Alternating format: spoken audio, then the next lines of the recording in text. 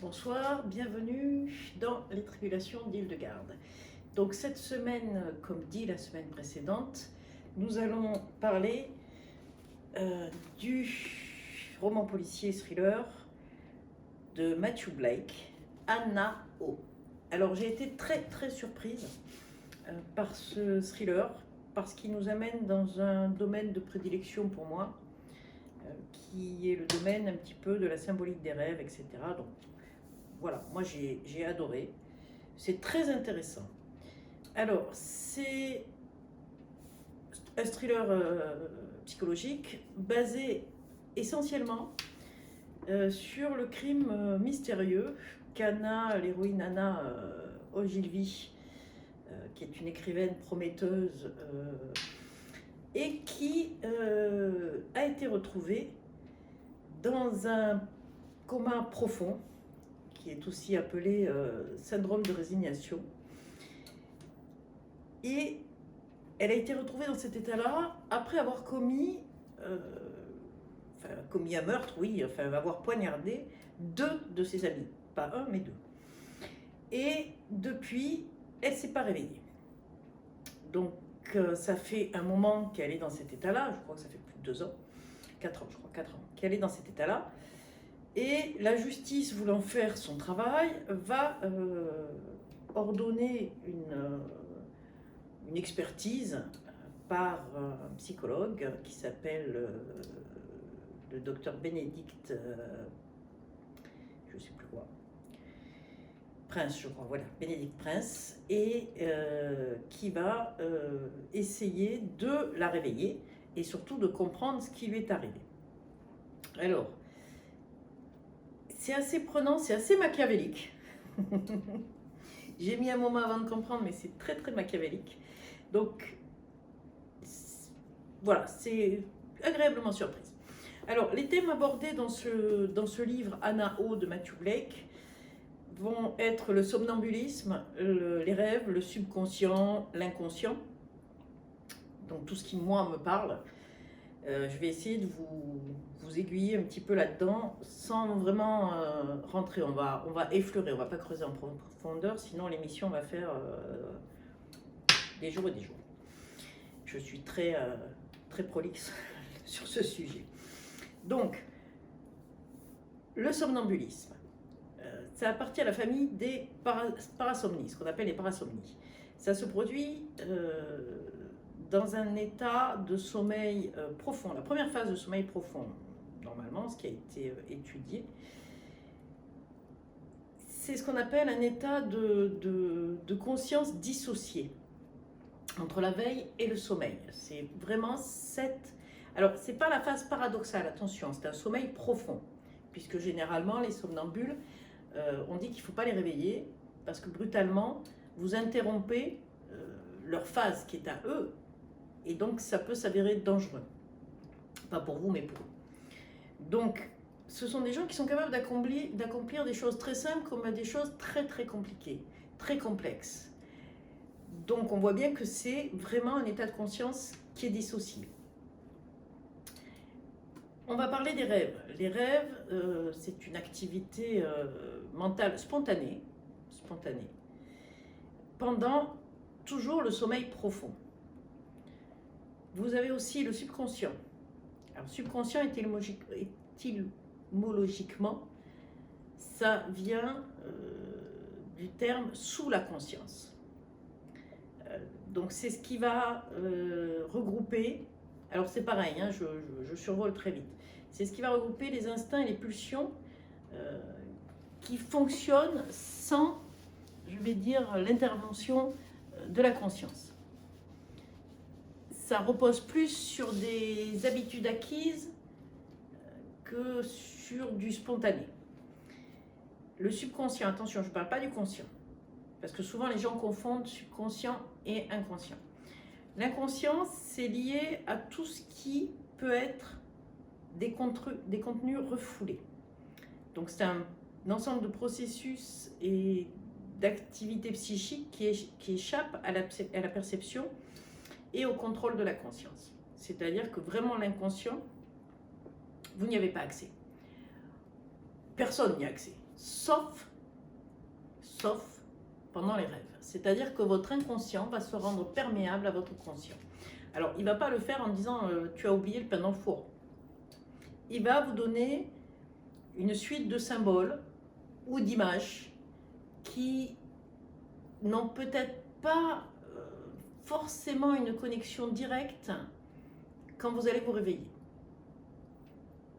C'est-à-dire que on va, quand il s'agit d'interpréter les rêves, se dire « Ah, j'ai rêvé que je perdais mes dents, ah, ça veut dire que y a quelqu'un qui va mourir dans mon entourage. » Non, c'est beaucoup plus complexe que ça. C'est-à-dire que le symbolisme va tourner effectivement sur les dents, mais aussi à quoi c'est rattaché. Parce qu'il n'y a pas que ça. Ça va être un peu comme quand on lit un thriller, c'est-à-dire que vous avez les gens qui vont lire pour l'histoire, qui vont dire « Ah ouais, c'est brut, c'est violent, ah ouais, non, ah oui, c'est sympa, il y a une histoire d'amour, il y a une romance d'amour, voilà. » Donc, sans faire attention aux à-côté des personnages. Ce qu'on fait en fait, c'est-à-dire qu'on va, nous on analyse, enfin moi j'analyse personnellement tout ce qui tourne autour de l'histoire, parce que je trouve que c'est passionnant et qu'on perd beaucoup de choses si on ne se contente que de lire l'histoire. Et c'est là où ça devient intéressant, et effectivement les rêves, eh bien, ça fonctionne un peu comme ça, c'est-à-dire qu'il va falloir raccrocher tout un tas de choses, un peu comme un puzzle, on va raccrocher les pièces les unes aux autres pour avoir l'image finale. Donc, Anna poignarde à mort 2 de ses amis. Elle tombe dans ce syndrome de résignation. Et là, survient une question, et c'est aussi une question, je vais dire, subsidiaire un peu du livre, c'est-à-dire, est-on légalement responsable de nos actes quand nous ne sommes pas en état de pleine conscience? Alors c'est un débat qui fait rage depuis des années et des années, et qui continue à faire rage. Doit-on dire que la personne est responsable de ses actes, même si elle est dans une phase où elle n'était pas elle-même? Je pense à certains auteurs de crimes ou d'agressions qui se découvrent une schizophrénie patentée. Et les vraies personnes souffrant de schizophrénie, et de dire, voilà, dans une phase de décompensation aiguë, cette personne n'a plus la même perception de la réalité qu'une personne dite normale, et donc, est-ce qu'elle doit être tenue pour responsable? Je ne rentrerai pas dans ce débat, parce que c'est très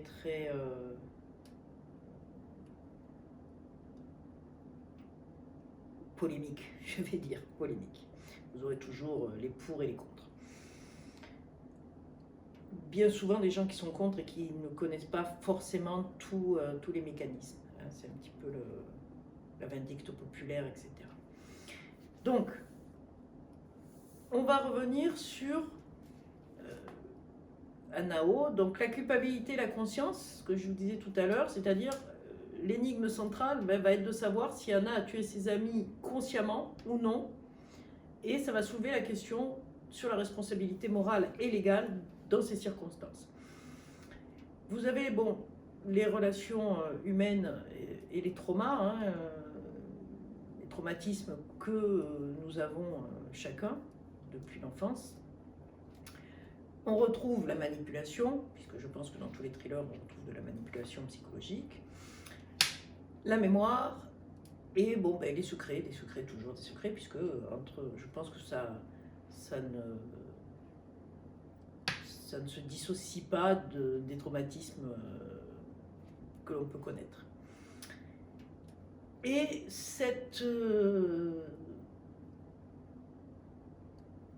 dilemme éthique fait par la neuroscience qui offre aussi une réflexion assez profonde sur la nature humaine, la conscience et la culpabilité. la responsabilité de l'individu lorsqu'il agit en état de conscience normale, ainsi que la complexité d'interpréter les rêves est à modifier dans la médecine moderne, puisque il faut savoir que les rêves, le conscient, le subconscient, alors je ne rentre pas dans les notions après qui ont été éditées par le célèbre Sigmund Freud, du moi, du surmoi, etc., où là on va encore aller fouiller sur des choses qu'on ne peut pas vérifier. Attention, le cerveau humain, je crois que personne ne l'a percé à jour. Vous avez des gens qui sont capables de faire des choses complètement folles. Vous avez des gens qui sont capables d'avoir une réflexion ou une intelligence, enfin, dit intelligence mesurée, par le quotient intellectuel qui dépasse tous les scores, et qui vont être incapables de faire cuire un œuf, qui vont être incapables de comprendre des choses simples de la vie. Personne ne sait, vous avez des zones qui sont activées, des zones qui ne sont pas activées. Je me souviens d'une femme qui avait été renversée par un taxi et qui a été privée d'oxygénation, puisque son cœur s'est arrêté pendant 6 minutes. C'est très long, 6 minutes. Donc elle a survécu. Et à son réveil, une zone de son cerveau a été touchée, ça ils l'ont su après en passant des IRM, c'est-à-dire qu'elle n'avait plus de mémoire immédiate. Donc, son mari rentrait, ok, c'est votre mari, il s'appelle comme ça, d'accord, ok, pas de problème. Il disparaissait l'espace de 2 secondes, il re-rentrait dans la pièce, elle ne savait pas qui il était. Comme l'utilisation d'une fourchette, l'utilisation d'une cuillère, etc., etc. Donc ça devient très très problématique, puisque on a en fait le cerveau ne gère plus. Il lui manque un bout, il ne gère plus. Vous avez des gens qui vont avoir ce qu'on appelle une hyperamnésie, c'est-à-dire qu'ils vont se souvenir de tout. Alors tout le monde me dit oui, ça peut être sympa. Je pense pas parce que se souvenir de tout sur de nombreuses années, même des choses les plus insignifiantes, je pense que ça doit être très très fatigant. Donc revenons sur les rêves, le subconscient et l'inconscient. Comme je vous disais, l'inconscient, c'est ce qui va se rendre perméable au conscient pour vous alerter de certaines choses. Alors, vous allez rêver, ce qu'on appelle des scénarios oniriques, qui vont traduire des émotions refoulées, des conflits psychiques très profonds. Alors souvent, on arrive à le comprendre, puisque c'est quelque chose de refoulé, c'est quelque chose que on a réfréné. Donc, une situation qui va vous porter du tracas, du souci. Fatalement, elle va ressortir sous forme de rêve. Mais ce que vous allez avoir immédiatement n'est pas forcément ce qu'il y a en profondeur. Puisque le cerveau, l'inconscient, va mettre en balance et va raccrocher, un peu comme un puzzle, va raccrocher un tas de choses. Je vais vous donner un exemple. Un jour, il y a une jeune maman qui vient avec sa fille. Et sa fille était dans un état de fatigue extrême, puisqu'elle refusait de dormir la nuit. Elle refusait même de faire une sieste, etc. Donc elle finissait par tomber, mais vraiment de fatigue à l'école ou chez elle. Et sa mère vient et dit, voilà, mon enfant, je pense à un trouble du sommeil, je ne comprends pas pourquoi elle ne veut pas dormir, tac, tac, tac, tac, tac. Donc la personne, le psychologue, pose des questions, lui demande est-ce que tout va bien, enfin tout va bien, est-ce que la grossesse s'est bien passée, etc. La maman répond oui, tout, pas de problème. Et en fait, il s'est avéré que la maman a énoncé un premier mensonge. Donc il est très difficile de communiquer pour certaines personnes, mais ça va fausser ou ça va ralentir le processus de thérapie. Donc cet enfant avait un rêve récurrent qui était dès qu'elle s'endormait, il y avait une espèce de grande dame avec des grands cheveux qui lui passait sur le corps, voilà, sans arrêt, sans arrêt, sans arrêt. Donc le psychologue met un moment quand même, parle, essaye de faire dessiner, de trouver l'explication. Et il finit par la trouver. Et elle est toute simple en fait. La maman était enceinte de faux jumeaux, donc pas dans la même poche. Et un des jumeaux est décédé intra-utérin. Et en fait, la poche passait sur l'autre poche. Voilà. Vous allez me dire, est-ce qu'il y a une conscience, est-ce qu'il n'y a pas une conscience à cet âge-là, je ne sais pas. Mais le rêve, en fait, venait de là. Donc il y a eu un traitement qui a été mis en place psychologique. Et la cause profonde a été traitée, ce traumatisme d'avant naissance a été traité et ça s'est bien passé par la suite. Donc on est capable de ressortir des années et des années après quelque chose qui est rattaché à un traumatisme très profond.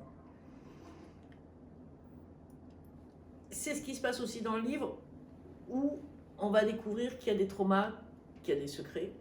Et surtout, ce psychologue, Bénédicte Prince, lui, il est un peu à l'arrache, c'est-à-dire qu'il est en plein divorce, c'est le chaos dans sa vie. Et il a à s'occuper de cette personne, de faire cette évaluation, de faire cette expertise. Et en fait, rien ne se passe comme prévu, en fait. Et on va avoir aussi... parce qu'il a des casseroles, hein, des traumas, etc. Et donc, en fait, tout va se télescoper à un moment donné. Et quand je dis que c'est machiavélique, parce que c'est assez complexe. J'aurais pas été vers cette histoire-là, dans ce rapport entre les personnages, mais c'est très très bien fait. Vous avez sur le conscient, puisque subconscient, inconscient, conscient, vous avez sur le conscient ce qu'on appelle l'effet Rosenthal. Rosenthal était un chercheur qui, en 1965, alors il a été très décrié, mais en fait il avait raison, il a raison sur ce qu'il énonce, c'est-à-dire que il a réuni un certain nombre de gens, divers groupes de gens, et il leur a dit, sur certains, vous avez une ressource cognitive cachée. En 40 minutes, alors il les a mis devant des problèmes qu'il fallait résoudre, et en 40 minutes, 90% de leur cerveau produisait des réponses plus rapides et surtout plus fiables. Parce qu'on avait dit à ces personnes qu'ils avaient des ressources cognitives cachées. L'inverse est vrai, puisqu'il a testé d'autres groupes à l'inverse, où là, effectivement, ça a été terrible, puisque je pense, de mémoire, je crois qu'il n'y a eu que 30% de réponses sur les problématiques passées. En fait, les gens ne sont pas pris pour leur capacité réelle, mais selon ce qu'ils croient possible.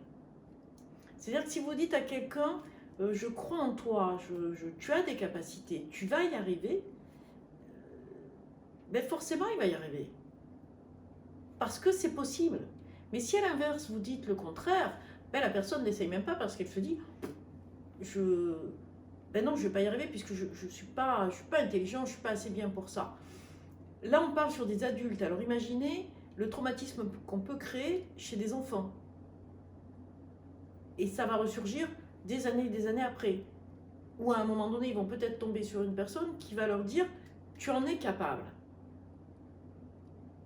Et finalement se rendre compte qu'ils en sont capables. Et après, vous avez une rétrocession de se dire « mais pourquoi on m'a toujours dit l'inverse ?» le cerveau humain, c'est quelque chose de fantastique, de vraiment fantastique. Il s'auto-répare et quelquefois, il va avoir cette acuité, cette façon de voir les choses qui est tellement positive, tellement magnifique, que l'être humain que nous sommes n'est pas prêt à le voir ou à se faire confiance, puisque c'est ça, ça va être une relation de confiance, ça va être une relation de confiance à soi-même et envers les autres, c'est-à-dire on va vers de la relation humaine, mais comme je vous l'ai dit auparavant, tout ce qui est manipulation psychologique, etc., etc., votre cerveau le voit. Vos yeux ne le voient pas, mais votre cerveau le voit. Puisque quelquefois, on se dit, je sais pas, je sens pas cette personne, oh ben non, alors quelqu'un va vous dire, mais non, tu te trompes, moi je la trouve très sympa, ou non, regarde. Votre cerveau n'a pas été trompé. Et ça va ressortir de manière, je vais dire, consciente, puisque vous l'aurez assimilé de manière inconsciente. Mais ça ne va pas surgir le soir pour le lendemain. Ça va mettre un moment. Et il va falloir l'interpréter. En parlant d'interprétation, vous avez, alors ça c'est très vieux, hein, c'est un livre de Jean Chevalier et d'Alain Guerbrandt.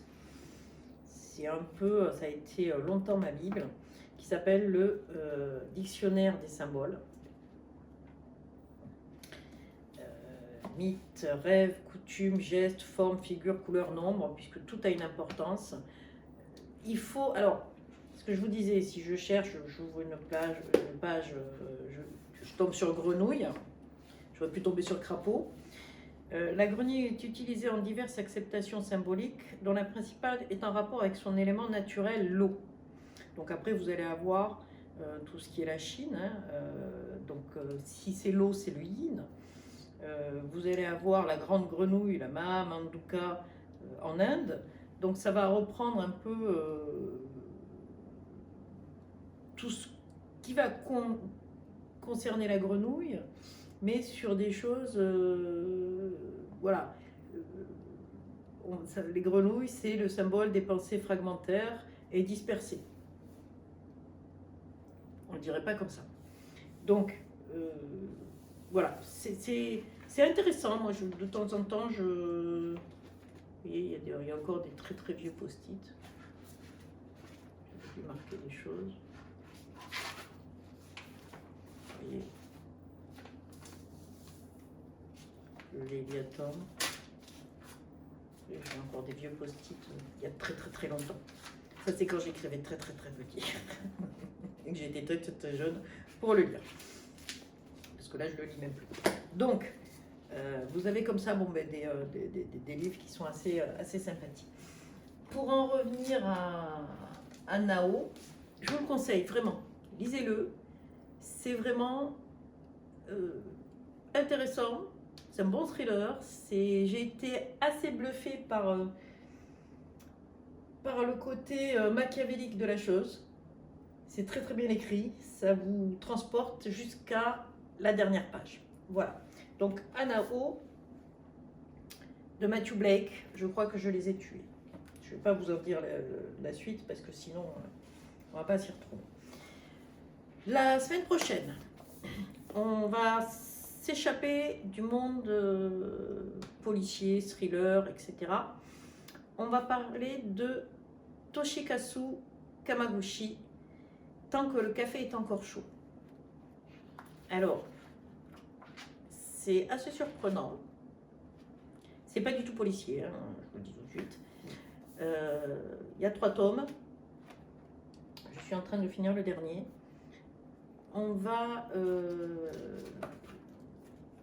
être plus cool, plus soft sur les petites choses comme ça. Voilà. Donc je vous parlerai de Toshikazu Kawaguchi, tant que le café est encore chaud. Voilà. Alors, j'espère que voilà, vous avez apprécié. Je ne suis pas rentrée en profondeur parce que